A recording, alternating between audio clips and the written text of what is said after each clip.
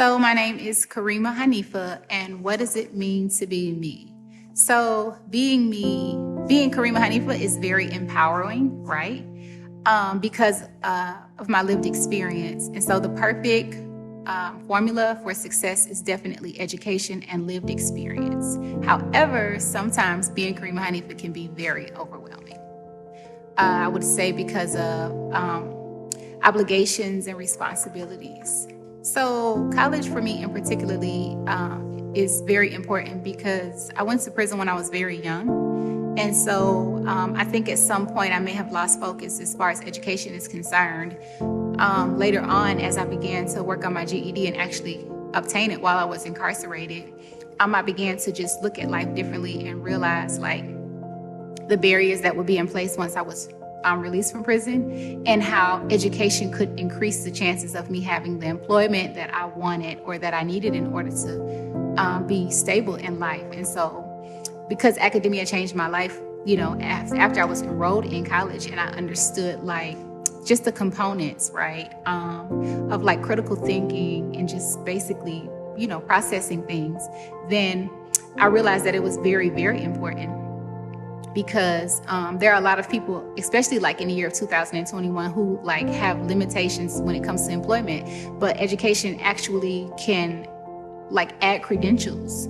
It adds to your resume, like why you would be an asset to an organization or a company.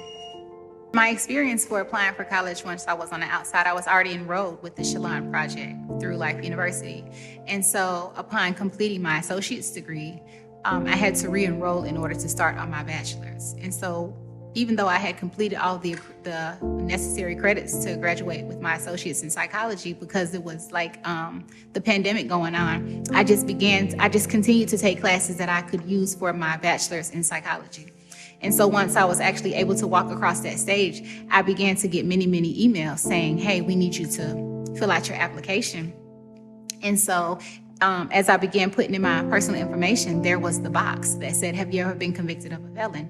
And so I just started feeling a whole lot of anxiety. I felt like I couldn't breathe, like this is happening all over again. This is like my greatest fear of just like being discriminated against because you're a convicted felon, like the scarlet letter, which would be that X that is inside of that box that they're continuously asking you to check the box or to, X the box. And so it just gave me a whole lot of anxiety.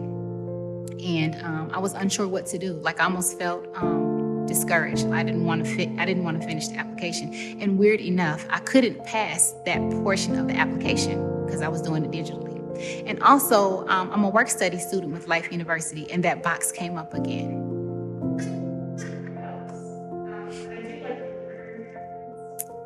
It would mean applying at Harvard or at Agnes Scott or at some other prestigious school where they may not have programs available for formerly incarcerated individuals. And so it would give me an opportunity to be myself, to kind of sell myself so that I could explain in person if that was my choice. Because people can still Google you if that's what they choose to do, right? But like, a lot of times people are automatically dismissed because they notice that you check that box. That box is not in the middle of the application. It sits off to the side where it's noticeable, And so it's like, oh yeah, well, I was just looking at your application. And they noticed that the box was checked. And so it's like, oh, well, this isn't a good candidate for our school.